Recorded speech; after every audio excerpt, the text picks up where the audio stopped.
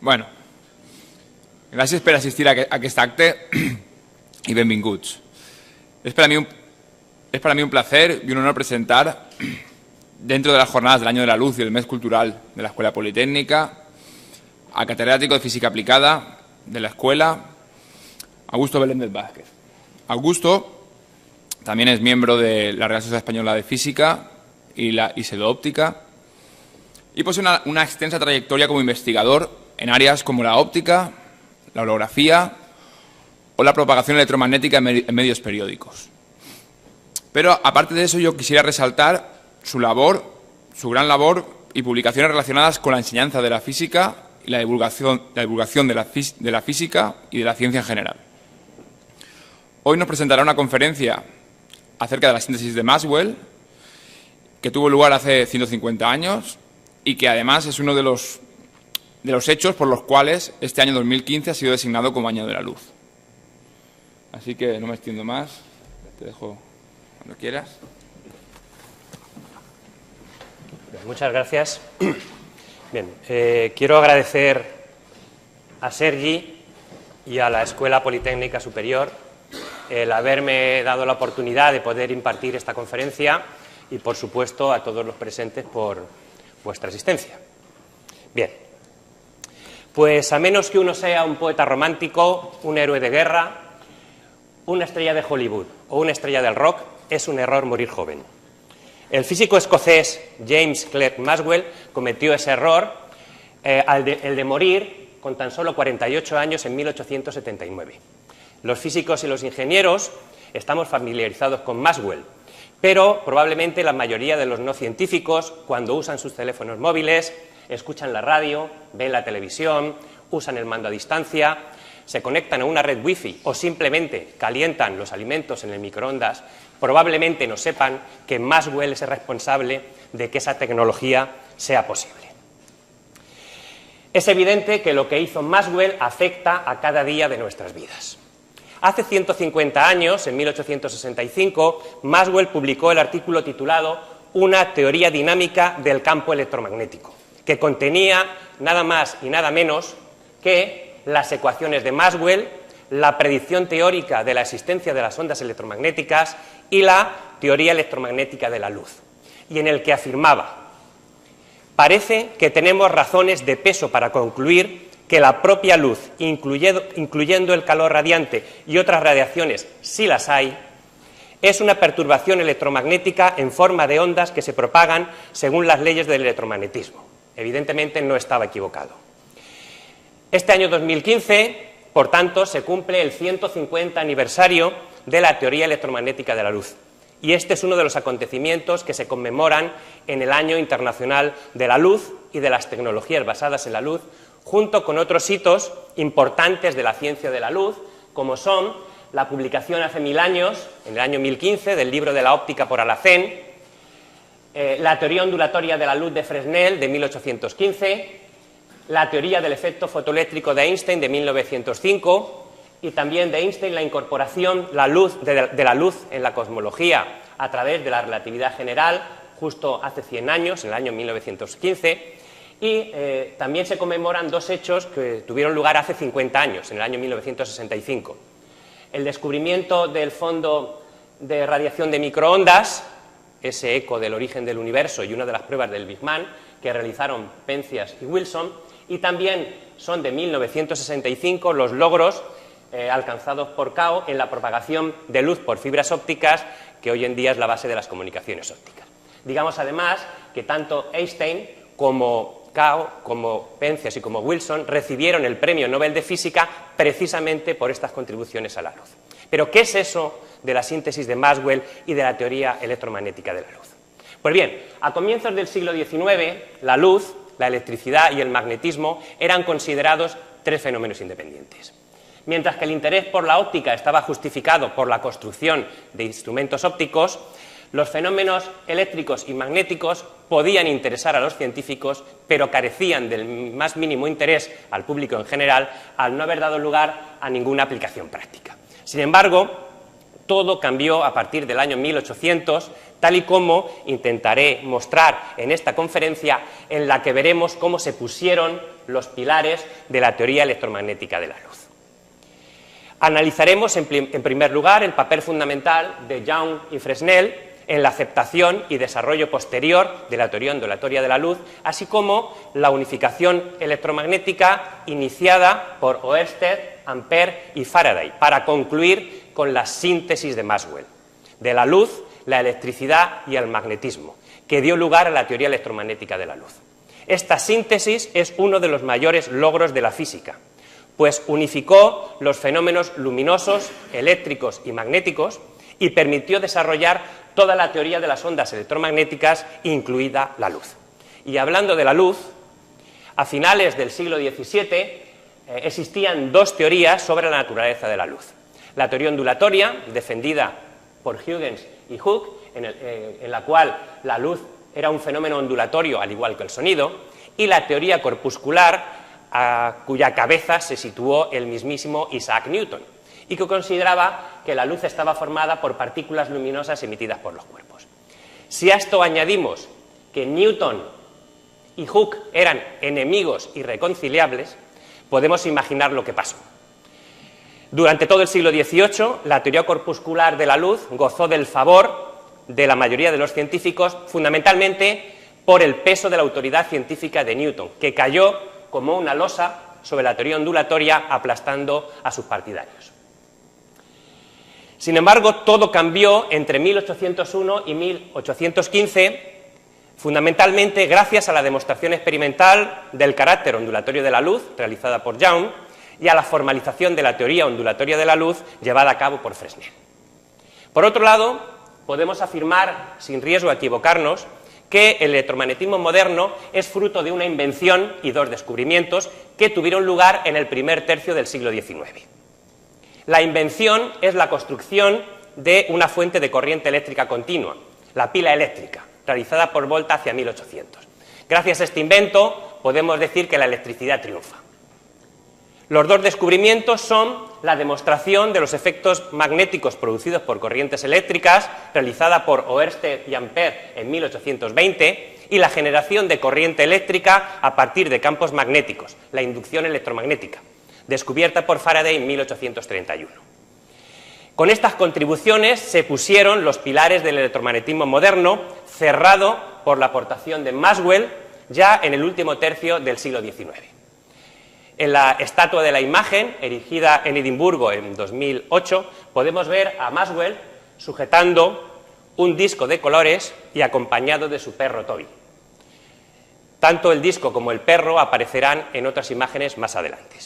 Pero volvamos a los albores del siglo XIX. Thomas Young nació en Inglaterra en 1773 en el seno de una familia cuáquera y recibió una educación estricta. Fue un niño prodigio. A los 2 años ya leía y a los 6 ya había leído la Biblia 2 veces de cabo a rabo. Conocía una docena de lenguas, incluidas el latín y el griego antiguo, y estudió medicina, aunque a la larga no tuvo éxito como médico, en parte por su poca habilidad para reconfortar a los pacientes. Cuando tenía 28 años, abandonó la práctica médica para unirse a la Royal Institution de Londres.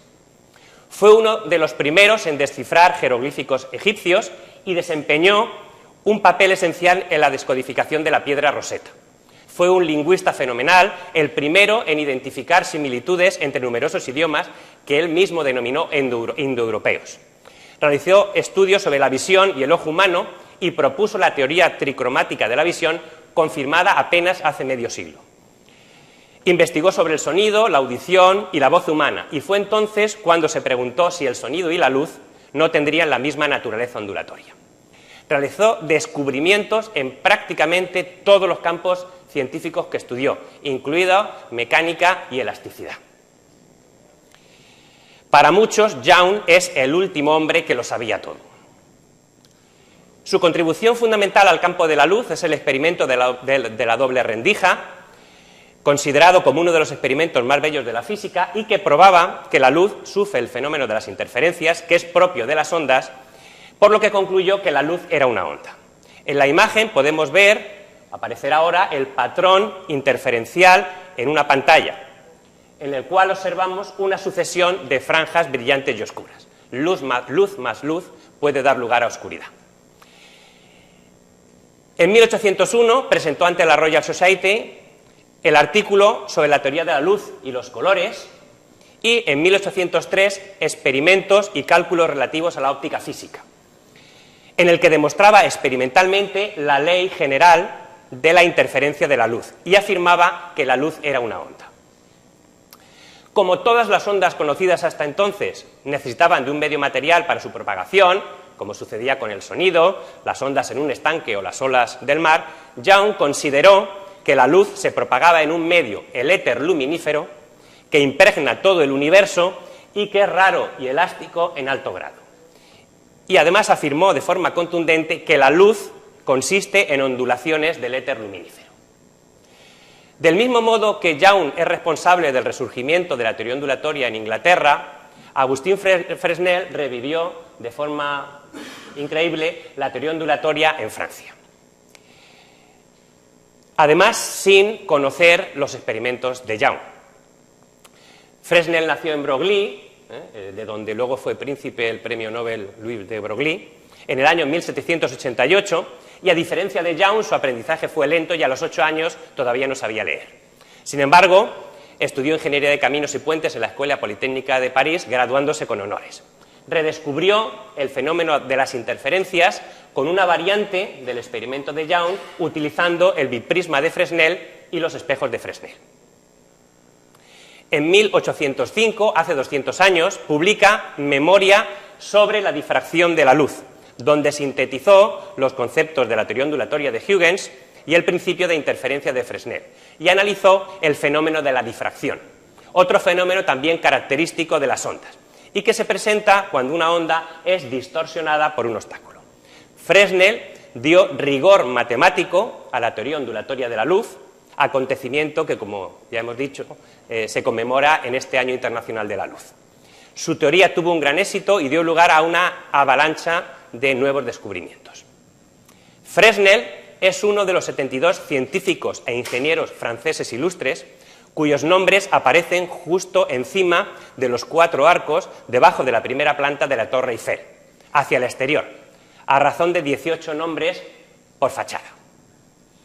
El nombre de Fresnel está en la fachada de la torre que da a la escuela militar. Fresnel también estudió la polarización de la luz, concluyendo que las ondas luminosas eran ondas transversales, y desarrolló la óptica de cristales. Al igual que Young, adoptó el éter luminífero como medio en el que se propagaban las ondas luminosas, pero como la luz era una onda transversal, solo se podía propagar en los sólidos, y concluyó que el éter tenía las propiedades de un sólido elástico de elevada rigidez. Esta idea se contraponía a la enorme sutileza que permitía a todos los cuerpos moverse a través del éter sin dificultad. Así, el éter luminífero empezaba a presentar propiedades físicas contradictorias. Fresnel también murió joven, incluso más que Maxwell, con 37 años, y además de tuberculosis, al igual que otros románticos como el compositor Frédéric Chopin. Pues bien, tras estas breves pinceladas sobre la teoría ondulatoria de la luz, veamos qué es lo que pasó con la electricidad y el magnetismo. Hans Christian Oersted nació en Dinamarca en 1777, estudió filosofía natural en la Universidad de Copenhague y fue un apasionado defensor de la filosofía de Kant, sobre la que versó su tesis doctoral. Desde 1806 fue catedrático de física y química en la Universidad de Copenhague. La invención de Volta de la pila eléctrica en 1800 hizo entrar en una auténtica ebullición al mundo científico, al permitir trabajar con fuentes permanentes de fluido eléctrico. Oersted se interesó desde el primer momento por el galvanismo, nombre que recibió la electricidad tras los experimentos de Galvani con ancas de rana. Y en 1801 empezó a hacer experimentos con una pila voltaica. Su contribución más importante al electromagnetismo fue su descubrimiento de 1820 de que una corriente eléctrica desviaba una aguja imantada situada en sus proximidades. Había descubierto que una corriente eléctrica produce efectos magnéticos. Su famoso experimento es muy sencillo. Situó una aguja imantada libremente orientada en la dirección norte-sur. A continuación colocó un cable eléctrico sobre la aguja en la misma dirección. El cable lo conectó a una pila y al cerrar el circuito comprobó que la aguja imantaba se desviaba de su dirección original, situándose perpendicular al cable en la dirección este-oeste. Si la corriente eléctrica era capaz de hacer girar la aguja imantada, Oersted concluyó que esta corriente produce efectos magnéticos y que la electricidad y el magnetismo no eran fenómenos independientes.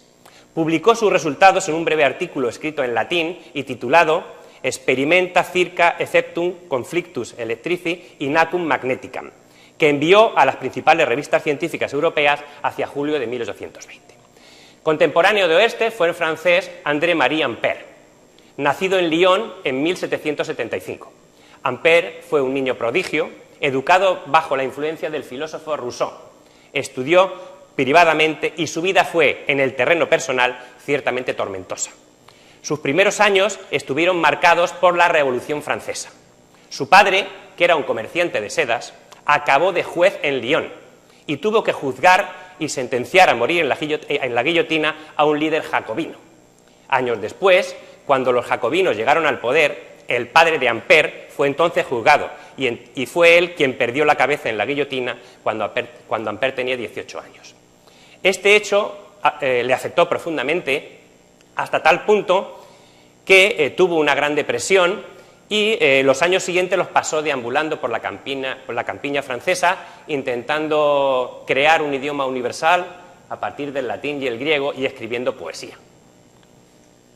Tras varios años como profesor de física y química en colegios de enseñanza secundaria, en el año 1804 por fin consiguió obtener una plaza de profesor en la prestigiosa Escuela Politécnica de París y en 1814 entró en la Academia de Ciencias francesa.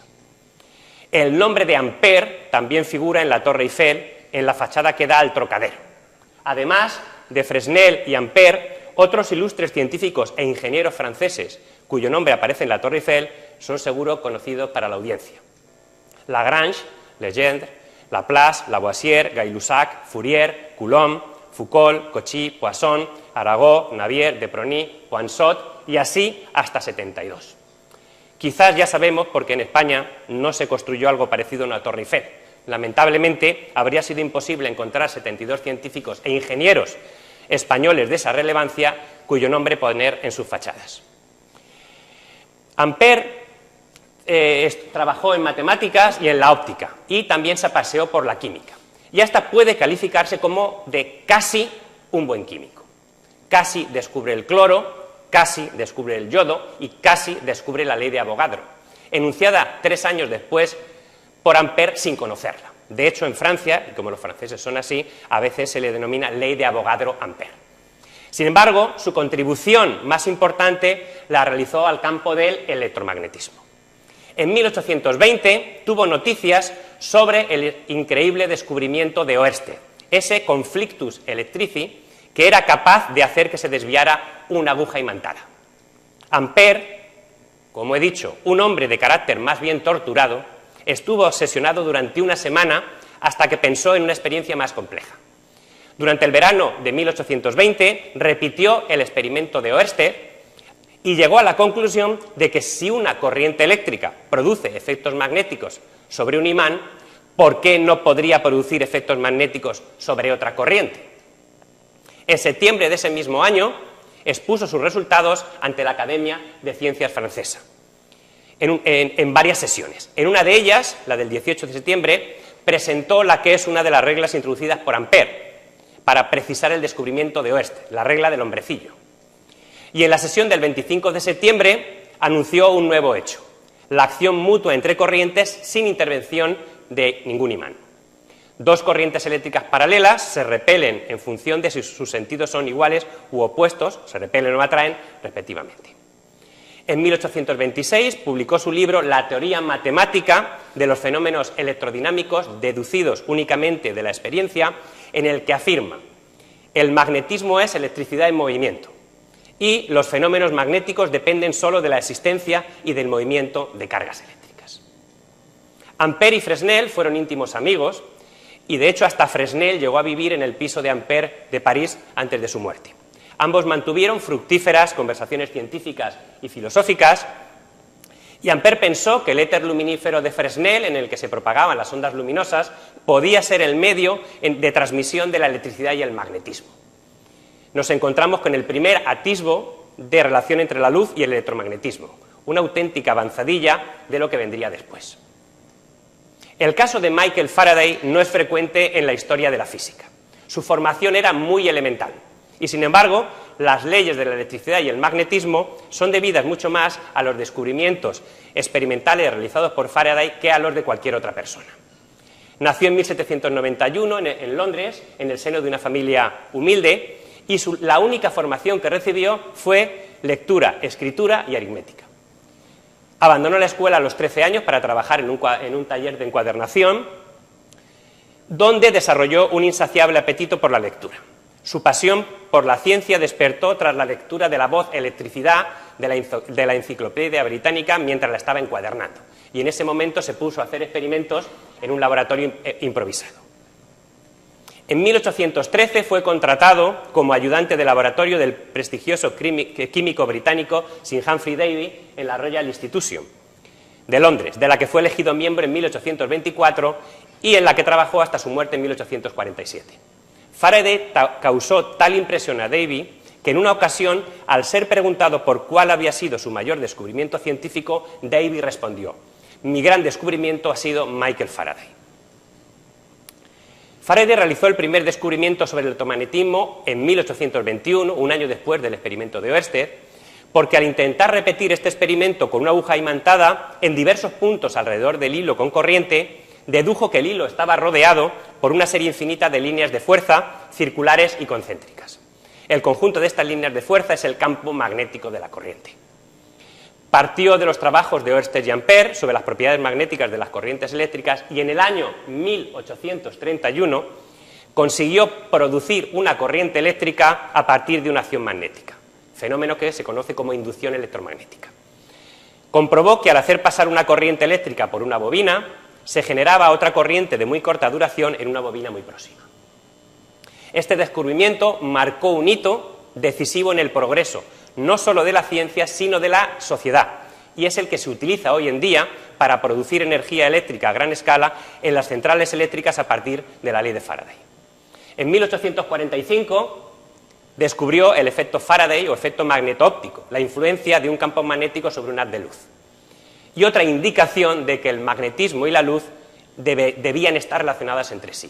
Y Faraday escribió: este hecho probablemente será sumamente fecundo y de gran valor en la investigación de ambas clases de fuerzas naturales. Al año siguiente, en 1846, publicó un artículo titulado Consideraciones sobre las vibraciones de los rayos, una profética publicación en la que especulaba que la luz podía ser un tipo de vibración de las líneas de fuerza eléctricas y magnéticas.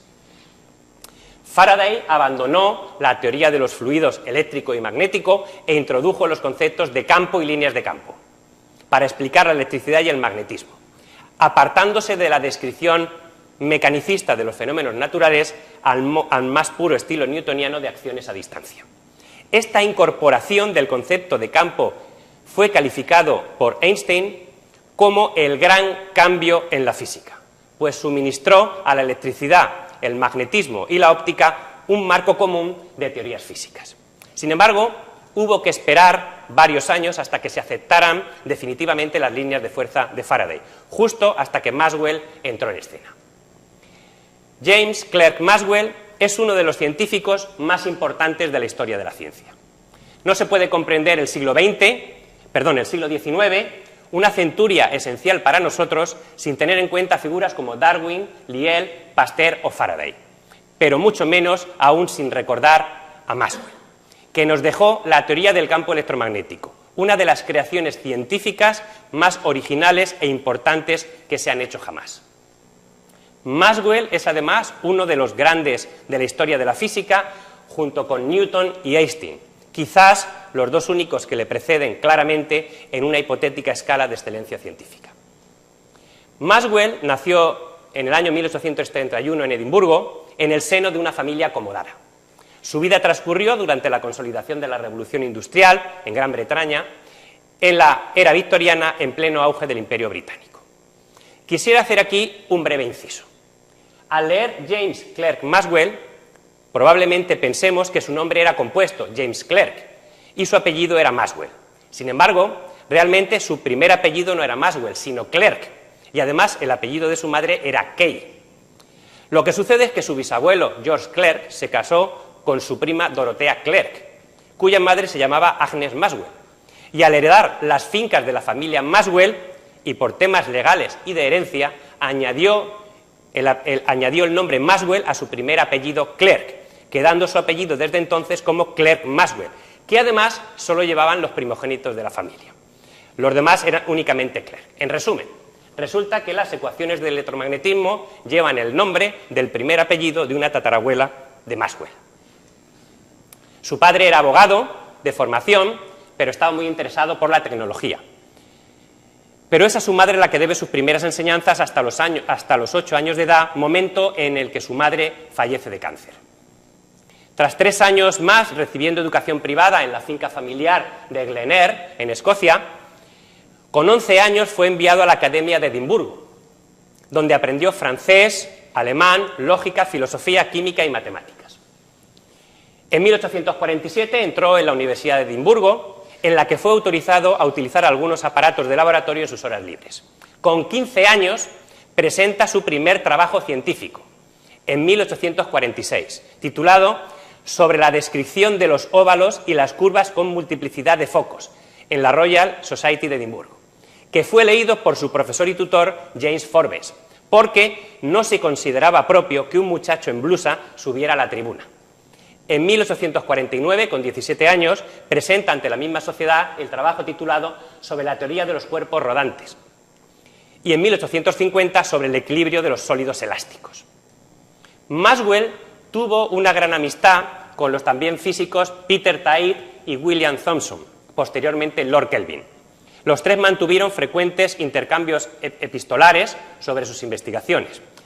La amistad con Tait, escocés como Maxwell, venía de sus años de estudiantes cuando eran adolescentes en la Academia de Edimburgo. Thomson y Tait firmaban a veces sus cartas como T y T', y Maxwell como derivada de P respecto al tiempo.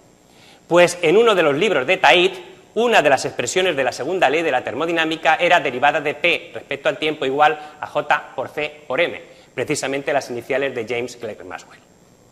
Tenían otros muchos códigos. Por ejemplo, cuando hablaban de William Hamilton, profesor de Maxwell y Tait en Edimburgo, ponían la letra H, usaban H cuadrado para el físico alemán Hermann Halford, y otro símbolo que utilizaban a menudo en sus cartas era T segunda para referirse al físico irlandés John Tyndall. Tait, que despreciaba a Tyndall, explicó que T segunda realmente designaba un infinitésimo de segundo orden, alguien insignificante. Maxwell también escribió poesía. Podemos ver aquí un poema sobre una lección del galvanómetro de Thomson, en el que firma como derivada de P respecto al tiempo. Incluso planteaba problemas de física enunciados como poemas, como el problema de dinámica, cuyos primeros versos se pueden ver en la imagen.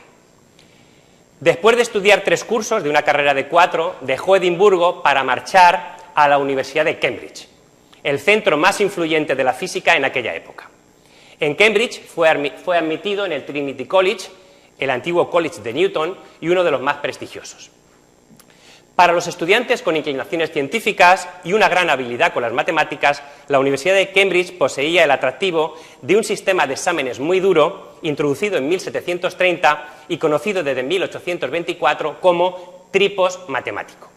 Se llamaba tripos por el taburete de 3 patas en el que originalmente se sentaban los estudiantes para examinarse. Los exámenes del tripos tenían lugar en enero, tras 3 años y un trimestre de formación, en un majestuoso edificio barroco con grandes ventanales y sin calefacción, conocido como la Casa del Senado. Podemos imaginar el frío y la humedad que pasarían los alumnos mientras se examinaban. En el tripos predominaban las preguntas de matemática aplicada y física teórica. En el año en el que Maxwell se examinó, el tripos consistió en 16 exámenes, distribuidos en 8 días, con una duración de 44 horas y media y un total de 211 preguntas. Los problemas que se planteaban no eran triviales y en ocasiones los profesores proponían problemas que no sabían resolver, a la espera de que algún alumno brillante consiguiera solucionarlos. El estudiante que obtenía la mayor calificación en el Tripos era el Senior Wrangler, el segundo el Second Wrangler y así sucesivamente. Llegar a Senior Wrangler constituía un auténtico honor nacional. Con algunas excepciones notables como Faraday, Joule o Hamilton, la mayoría de los principales físicos británicos que trabajaron entre 1820 y 1900 estudiaron en Cambridge y se examinaron del Tripos. Y a lo largo de la segunda mitad del siglo XIX, la mitad de las cátedras de física de las universidades británicas fueron ocupadas por Wranglers. Fueron Senior Wranglers físicos como Stokes, Tait, Routh, Rayleigh, Larmor y Eddington. Y otros Wranglers famosos fueron Poynting, J.J. Thomson, William Bragg o Jeans. Sin embargo, y a pesar de su capacidad para la física y las matemáticas, Maxwell no consiguió el primer puesto del Tripos cuando se examinó en 1854, sino que fue Second Wrangler detrás de Edward Routh. Tan importante como ganar el Tripos en Cambridge, también era codiciado el premio Adams. Este premio, que todavía hoy existe, se creó en 1848 y debe su nombre al astrónomo John Couch Adams, que predijo la existencia del planeta Neptuno basándose solo en cálculos matemáticos. El premio se concede cada 2 años al mejor trabajo sobre un tema propuesto por un comité. El del año 1857 tenía por título El movimiento de los anillos de Saturno. Maxwell se presentó a dicho premio y tras 2 años de trabajo lo ganó en 1859 recibiendo 130 libras. El premio del año pasado, 2014, estuvo dotado con 14.000 libras. El trabajo de Maxwell se titulaba Sobre la estabilidad del movimiento de los anillos de Saturno y demostró matemáticamente que la única estructura que puede explicar dicha estabilidad era que estuvieran constituidos por un enjambre de partículas desconectadas. El trabajo de Maxwell no solo ganó el premio Adams, sino también el elogio de toda la comunidad científica. George Airy, astrónomo de la Casa Real Británica, lo calificó como una aplicación notabilísima de las matemáticas. En 1895, el astrónomo estadounidense James Keeler confirmó experimentalmente, mediante estudios espectroscópicos, la estructura sobre los anillos de Saturno propuesta por Maxwell, 16 años después de la muerte de este. Al terminar sus estudios en Cambridge, en 1856, Maxwell ganó la cátedra de Filosofía Natural en el Marischal College, en Aberdeen, en Escocia, y allí contrajo matrimonio en 1858 con Catherine Mary de Bar. No tuvieron hijos. En la imagen puede verse al matrimonio Maxwell junto a su perro Toby. Tras graduarse en Cambridge e influenciado por su antiguo profesor James Forbes, sus investigaciones fueron precisamente sobre temas relacionados con la luz, en particular con la teoría del color. Para llevarlas a cabo, utilizó un disco giratorio con sectores de distintos colores que él mismo iba modificando. En la fotografía podemos ver a un joven Maxwell sujetando uno de estos discos, como el de la estatua de Edimburgo que vimos al principio. Maxwell eligió como colores primarios el rojo, el verde y el azul e introdujo los triángulos de Maxwell, situando estos colores en cada uno de los vértices. En 1860 dejó su cátedra de Aberdeen para ocupar otra en el King's College de Londres.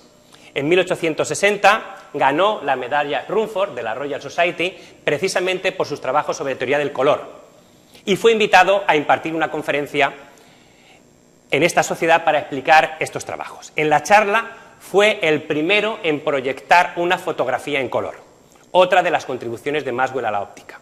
Proyectó las imágenes formadas con luces de los 3 colores primarios, rojo, verde y azul. A la derecha de la imagen podemos ver las fotografías de los filtros originales utilizados por Maxwell que se conservan. 3 semanas después fue elegido miembro de la Royal Society. Acababa de cumplir 30 años. En 1865 renunció a su cátedra de Londres por voluntad propia para volver a su finca escocesa de Glenair. Y estando ya allí, en una carta que escribió en febrero de 1866, señaló: ahora, por fin, tengo mi tiempo completamente ocupado con experimentos y especulaciones de tipo físico. algo que no podía emprender mientras tenía deberes públicos. Parece ser que hace 150 años los deberes públicos de un profesor universitario no eran tan diferentes de los que tenemos hoy en día. Englener escribió su gran obra, publicada en 1873, El Tratado de Electricidad y Magnetismo, texto cumbre de la física del siglo XIX y comparable a los Principia de Newton. En su tratado, Maxwell consigue unificar todos los fenómenos conocidos hasta el momento sobre electricidad y magnetismo. El tratado de Maxwell es un claro producto del modo de hacer ciencia de un alumno del Tripos matemático. Como prueba, el uso de los métodos del análisis matemático y su confianza en el poder de los modelos mecánicos para explicar todos los fenómenos naturales. No en vano, su amigo el físico Lord Kelvin acostumbraba a decir que para saber si se había comprendido un fenómeno había que preguntarse: ¿podemos hacer un modelo mecánico del mismo? En 1871 fue designado para ocupar la recién creada Cátedra de Física Experimental de la Universidad de Cambridge. Su deber principal era enseñar las leyes del calor, la electricidad y el magnetismo, y dedicarse al avance del conocimiento en tales temas, deber que cumplió con creces. En 1874 se le dotó con un nuevo laboratorio, el laboratorio Cavendish, construido gracias a la generosidad de William Cavendish, canciller de la universidad, séptimo duque de Devonshire y descendiente de Henry Cavendish. Maxwell fue el primer director de dicho laboratorio, y otros directores que le sucedieron fueron Lord Rayleigh, J.J. Thomson o Rutherford. Desde entonces, 29 premios Nobel han trabajado en el laboratorio Cavendish, incluidos Watson y Crick, los descubridores de la estructura de la doble hélice del ADN.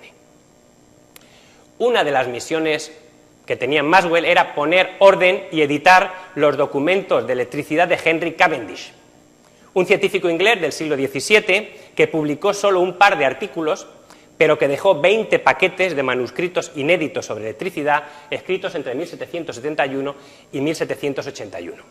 Maxwell dedicó gran parte de su tiempo a la edición de estos trabajos, que se publicaron en 1879 bajo el título Las investigaciones sobre electricidad del honorable Henry Cavendish, un libro de más de 500 páginas. A principios de 1879 la salud de Maxwell empezó a resentirse y decidió pasar las vacaciones de verano en su finca de Glenair, en Escocia. Pero en vez de mejorar, cada vez estaba peor. Aún así, en octubre decidió regresar a Cambridge, a pesar de que apenas podía mantenerse en pie y desde luego no podía impartir clase. Maxwell falleció de cáncer de estómago el 5 de noviembre de 1879, a los 48 años de edad, la edad y la misma enfermedad de la que había muerto su madre. Antes de morir, una de las cosas que más le preocupaban era el futuro de su esposa Catherine, a la que tanto amaba. En estos 48 años, Maxwell nos dejó, además de sus contribuciones en el electromagnetismo, la teoría del color, el conocimiento de la estructura de los anillos de Saturno, trabajos fundamentales en física estadística, así como otras contribuciones en óptica y mecánica de sólidos. En el electromagnetismo realizó la formulación matemática de las ideas intuitivas de Faraday sobre los campos eléctrico y magnético y abandonó definitivamente la doctrina clásica de las fuerzas eléctricas y magnéticas como acciones a distancia.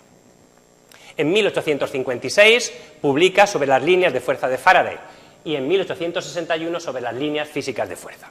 En estos artículos proporcionó una explicación matemática sobre los fenómenos eléctricos y magnéticos en función de la distribución de líneas de fuerza en el espacio. Maxwell creó un complejo modelo mecánico de vórtices moleculares y ruedas intermedias aplicada a los fenómenos eléctricos y magnéticos. Su teoría incluía el éter y estudiaba las interacciones electromagnéticas con toda naturalidad en el marco de un éter omnipresente. Maxwell se mantuvo firme en el que la energía electromagnética y el éter no eran entidades hipotéticas sino reales. De hecho, para los físicos del siglo XIX, el éter era tan real como las piedras que formaban el laboratorio Cavendish. Y algunos de ellos entendieron que el objetivo principal de la física era desentrañar las propiedades físicas y matemáticas del éter, hasta tal punto que llegaron a pensar que o existía el éter o la física se vendría abajo. Como se ha señalado al principio de la conferencia, en el año 1865, hace 150 años, publica su artículo Una teoría dinámica del campo electromagnético, que incluye la teoría electromagnética de la luz. De hecho, mientras estaba redactando el artículo, envió una carta a su primo Charles Kay, que también fue sexto Wrangler del Tripos, en el que le decía: tengo un artículo a flote con una teoría electromagnética de la luz que, salvo que me convenza de lo contrario, considero de gran valor. El artículo tiene 53 páginas y contiene 7 partes distintas. Distribuyó sus 20 ecuaciones generales del campo electromagnético en 8 grupos que denominó con las letras mayúsculas de la A a la H. Las imágenes anteriores y las que voy a poner a continuación están extraídas del artículo original de Maxwell. Estas ecuaciones incluyen las corrientes y los desplazamientos eléctricos, las ecuaciones para el campo magnético, las ecuaciones de las corrientes, las ecuaciones de la fuerza electromotriz, la elasticidad eléctrica, las ecuaciones de la resistencia eléctrica, la ecuación de la electricidad libre y, por último, la ecuación de continuidad. Estas 20 ecuaciones resumen las leyes experimentales del electromagnetismo. En su tratado de 1873, Maxwell escribió sus ecuaciones en coordenadas cartesianas y con ayuda de los cuaterniones, ideados por Hamilton en 1843 y de los que Peter Tait, el íntimo amigo de Maxwell, era su principal defensor. Antes de la muerte de Maxwell no estaban del todo desarrollados ni el álgebra ni el análisis vectorial. Tait, en el prefacio de su libro Un tratado elemental sobre los cuaterniones, calificó de panfleto el libro de Gibbs sobre análisis vectorial y denominó al análisis vectorial un monstruo hermafrodita. Por eso no fue hasta 1884 en el que Oliver Heaviside, utilizando ese monstruo hermafrodita, ese análisis vectorial, en el que sintetizó las 20 ecuaciones de Maxwell en las 4 ecuaciones vectoriales que conocemos hoy en día. La ley de Gauss del campo eléctrico, la ley de Gauss del campo magnético, la ley de Faraday de la inducción electromagnética y la ley de Ampère-Maxwell, en la que Maxwell introdujo la corriente de desplazamiento. Desde entonces se conocieron con los nombres de ecuaciones de Hertz-Heaviside o ecuaciones de Maxwell-Hertz, hasta que en 1940 Albert Einstein popularizó el nombre de ecuaciones de Maxwell, que es el que conocemos hoy en día. El físico alemán Ludwig Boltzmann consideró que estas ecuaciones eran tan bellas por su simplicidad y elegancia que, como el Fausto de Goethe, se preguntó: ¿fue acaso un dios el que escribió estos signos? La sexta parte de su artículo, Maxwell la titula Teoría electromagnética de la luz, y en ella concluye: la luz y el magnetismo son alteraciones de la misma sustancia, y la luz es una perturbación electromagnética que se propaga a través del campo según las leyes del electromagnetismo. Maxwell combinó las ecuaciones del campo electromagnético y obtuvo una ecuación de onda, y propuso la existencia de las ondas electromagnéticas. En la imagen se ha representado una onda electromagnética sinusoidal plana polarizada linealmente, con los campos eléctrico y magnético perpendiculares entre sí, perpendiculares a la dirección de propagación. Al calcular la velocidad de propagación de estas ondas electromagnéticas en función de las constantes eléctrica y magnética K sub E y K sub M respectivamente, obtuvo el valor de la velocidad de la luz, concluyendo que la luz era una onda electromagnética. Antes de Maxwell, la velocidad de la luz era solo una velocidad entre muchas. Después de Maxwell, la velocidad de la luz se convirtió en una auténtica privilegiada de la física, señalando el camino a Einstein y la relatividad. Dedujo que las ondas electromagnéticas eran ondas transversales y obtuvo la que hoy conocemos como relación de Maxwell entre el índice de refracción y la raíz cuadrada de la permitividad eléctrica relativa.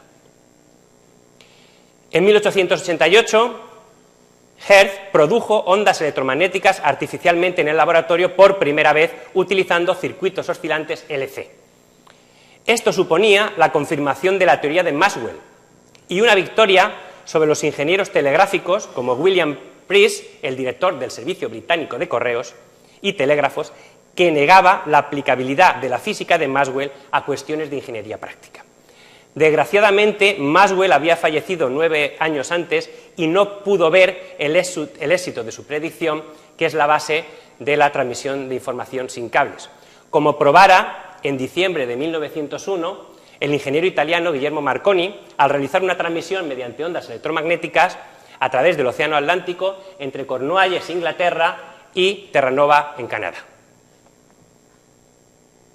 Las ondas de radio y televisión, las microondas, el infrarrojo, la luz visible, la radiación ultravioleta, los rayos X y los rayos gamma, con distintas longitudes de onda y frecuencias. Todas ellas, a pesar de sus muchas diferencias en su uso y medios de producción, son ondas electromagnéticas que se propagan en el vacío a la misma velocidad, 300.000 kilómetros por segundo, y cuya existencia predijo Maxwell hace 150 años. De todo el espectro electromagnético, nosotros solo podemos detectar directamente una parte muy pequeña con nuestro sentido de la vista, y esa parte corresponde al espectro visible, que es una franja muy estrecha con longitudes de onda aproximadamente entre 400 y 700 nanómetros. La luz blanca ordinaria incluye todas las longitudes de onda visibles. Con su teoría del campo electromagnético, Maxwell logró unir en un mismo marco teórico la luz, la electricidad y el magnetismo, lo que se conoce como síntesis de Maxwell. Esta síntesis de Maxwell marcó un hito importante en la historia de la unificación de las fuerzas físicas, hasta tal punto que a finales del siglo XIX, entre los físicos estaba extendida la opinión de que las leyes físicas ya estaban suficientemente comprendidas. Esta opinión condujo a la famosa afirmación del físico norteamericano y premio Nobel de Física Albert Michelson, que en 1894 señaló: ya no se realizarán más descubrimientos fundamentales. A lo sumo, se perfeccionarán las determinaciones de las constantes físicas, alcanzando 6 o 7 cifras decimales.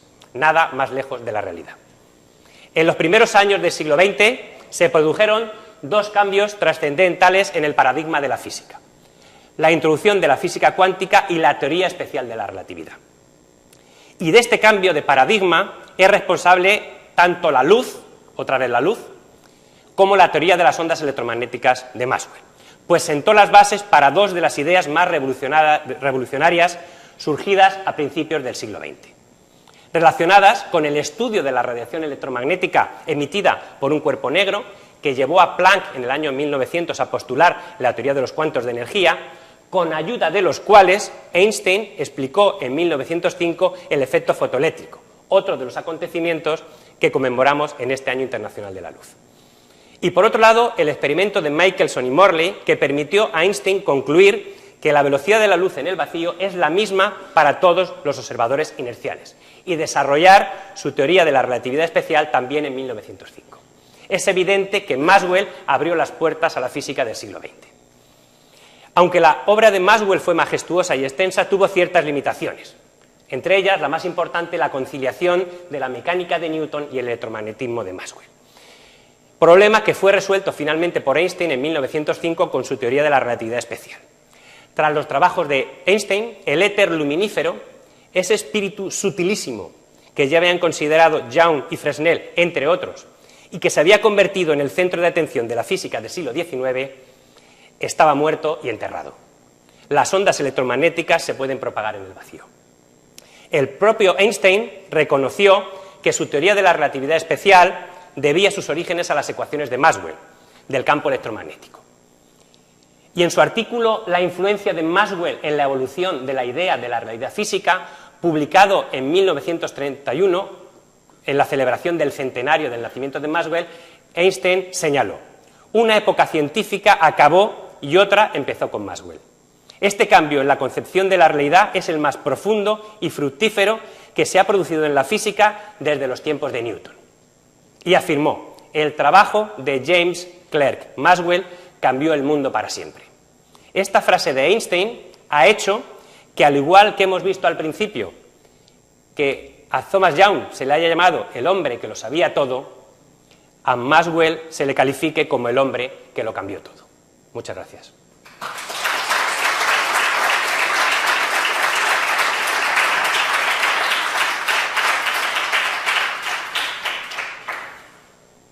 ¿Alguna pregunta?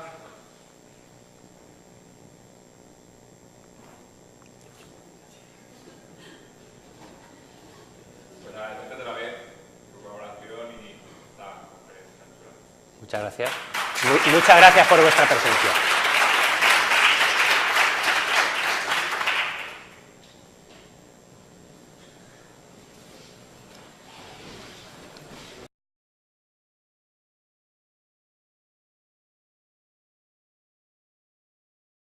Ese error, el de morir con tan solo 48 años en 1879.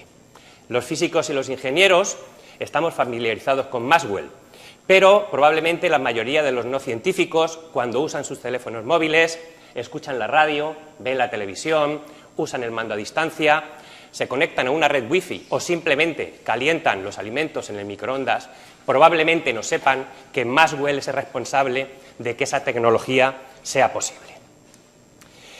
Es evidente que lo que hizo Maxwell afecta a cada día de nuestras vidas. Hace 150 años, en 1865, Maxwell publicó el artículo titulado Una teoría dinámica del campo electromagnético, que contenía nada más y nada menos que las ecuaciones de Maxwell, la predicción teórica de la existencia de las ondas electromagnéticas y la teoría electromagnética de la luz, y en el que afirmaba: parece que tenemos razones de peso para concluir que la propia luz, incluyendo el calor radiante y otras radiaciones, si las hay, es una perturbación electromagnética en forma de ondas que se propagan según las leyes del electromagnetismo. Evidentemente no estaba equivocado. Este año 2015, por tanto, se cumple el 150 aniversario de la teoría electromagnética de la luz. Y este es uno de los acontecimientos que se conmemoran en el Año Internacional de la Luz y de las Tecnologías Basadas en la Luz, junto con otros hitos importantes de la ciencia de la luz, como son la publicación hace 1000 años, en el año 1015, del libro de la óptica por Alhazen, la teoría ondulatoria de la luz de Fresnel de 1815, la teoría del efecto fotoeléctrico de Einstein de 1905 y también de Einstein la incorporación de la luz en la cosmología a través de la relatividad general, justo hace 100 años, en el año 1915.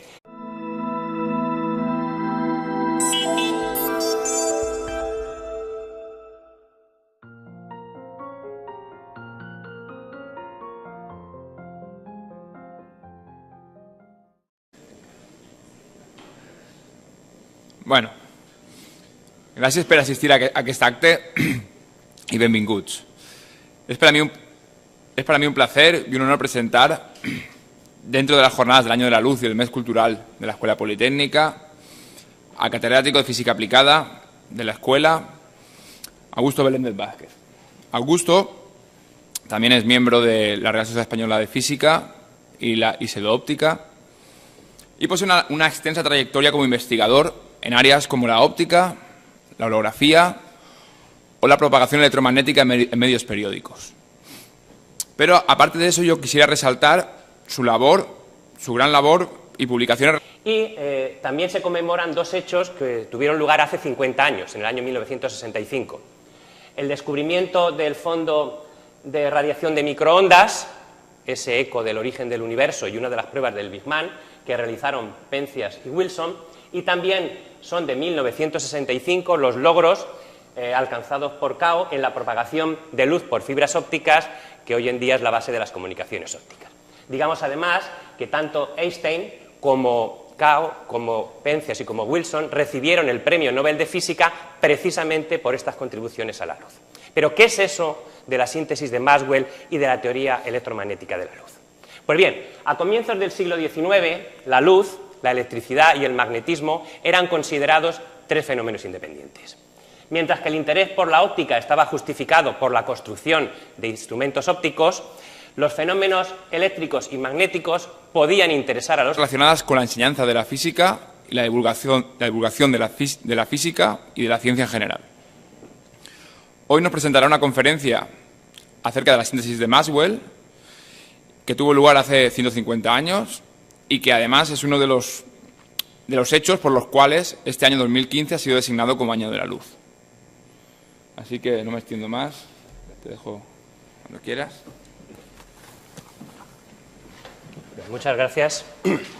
Bien, quiero agradecer a Sergi y a la Escuela Politécnica Superior el haberme dado la oportunidad de poder impartir esta conferencia y, por supuesto, a todos los presentes por vuestra asistencia.